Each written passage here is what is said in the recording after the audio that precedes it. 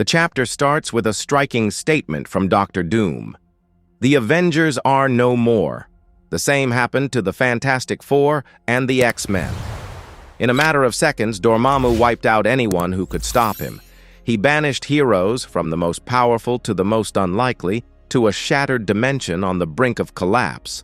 On that list were names like the Alpha Flight, the Champions, and even the Dinosaur of Doom.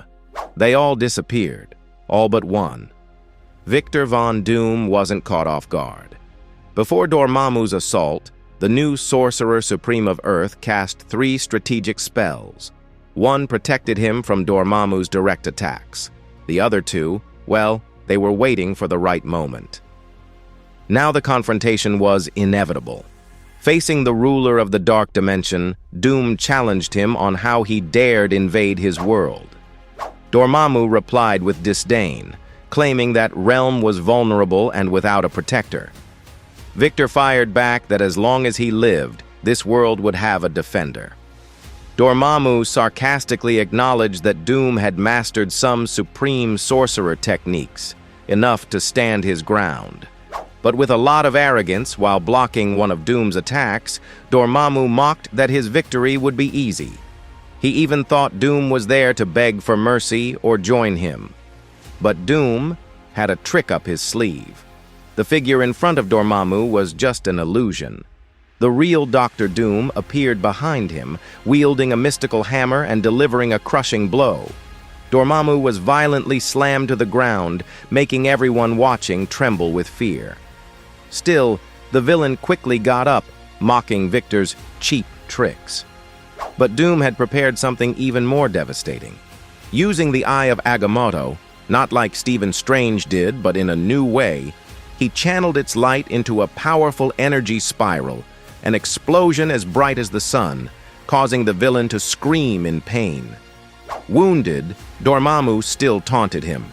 He accused Victor of seeing the world with childlike eyes, unable to grasp the bigger reality. With a gesture, he opened portals and summoned a horde of demons from all directions. Doom tried to seal the portals but failed. For him, that wasn't a setback, but a new challenge. He knew Dormammu was hooked on the usual battle patterns with Strange and expected Victor to be predictable. But Doom wasn't Stephen. He saw himself as superior. Instead of repeating old spells, Doom created something new, a unique enchantment, and with the words, "Flame on," magical flames appeared, instantly incinerating the demons. Relentlessly, he unleashed another attack, extremely powerful blasts identical to Cyclops' optic beams. Dormammu, fallen, thought he already knew Victor's limits, until he heard a familiar sound, snicked. Then, Doom summoned Wolverine's adamantium claws, tearing through Dormammu's cosmic flesh. It seemed Doom had everything under control. But that strike was Victor's mistake. Dormammu wanted exactly that, to distract him.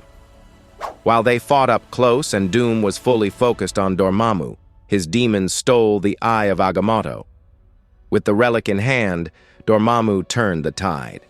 He grew so confident he even revealed dark secrets. The first being that the fall of Earth's mystical protections was Doom's fault. But he also knew something that held him back. He knew Victor could end it all at any moment, but only at the cost of all his magic, and by giving up the title of Sorcerer Supreme. Doom would lose everything, but admitting that would only show his weakness. Then the Lord of Darkness went brutal. First, he destroyed Doom's armor, tore off one arm, then a leg, and in the cruelest way, ordered his demons to feed on his body, throwing him into a dark river. Now Dormammu reigned supreme over a defenseless land. It really looked like the end, but Doom wouldn't give up. At the bottom of the river where he was thrown, he still had air in his lungs. He still had one arm and one leg, and most importantly, he still had his will. The truth is, he never needed the Eye of Agamotto to make sure his will prevailed. Rising like a specter, he challenged Dormammu once more. The villain laughed at the situation, saying Doom wasn't evil, just stubborn, a corpse that hadn't accepted death yet. With brutal moves, the villain broke Doom's remaining arm, then the other leg. He was ready to deliver the final blow, but at that moment, Doom's second spell activated, a time spell that froze everything but him. For 1 minute, Victor was free. 1 minute to change the impossible, but he was too weak, trapped, immobilized, crushed by pain. He almost believed he lost almost, because every cell in his body screamed that Doom doesn't fail. With superhuman effort, he moved one finger, then another. No more physical strength, just unbreakable will.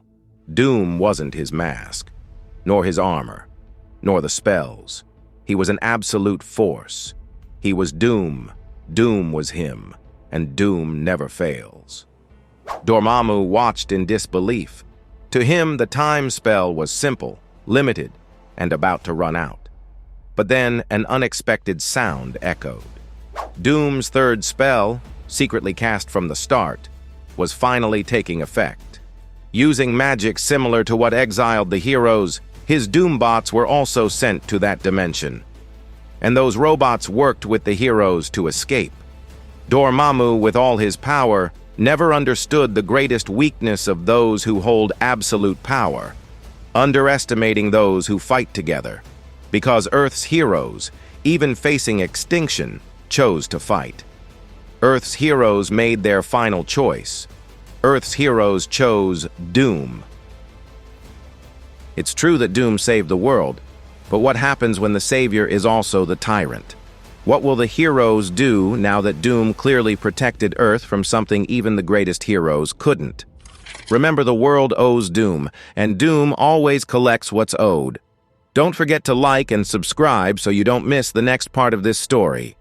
Thanks so much for watching, and see you on the next adventure.